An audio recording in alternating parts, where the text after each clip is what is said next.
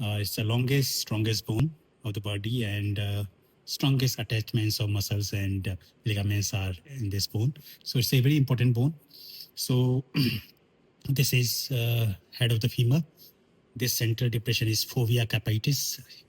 In the childhood, blood supply, part of blood supply enters from fovea capitis.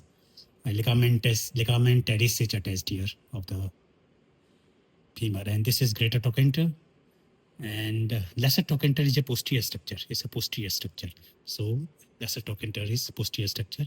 So lesser trochanter mein these are iliopsoas attached. So after the fracture, because of the iliopsoas pull, the proximal fragment goes into flexion. And short external rotators and abductors are attached in the trochanter. So that's why the proximal fragment is abducted and externally rotated. So the deformity characteristic is Faber, flexion and abduction and external rotation because of greater trochanter muscles attachments. So the proximal femur has a native bow, interlateral bowing is there, and these are femur condyles.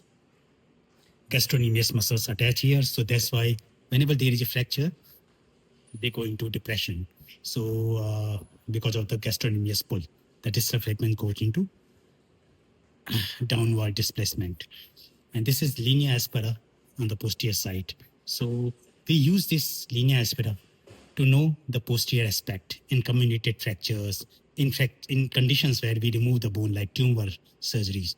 So this is helpful landmark so that we may know where is the posterior aspect of the femur.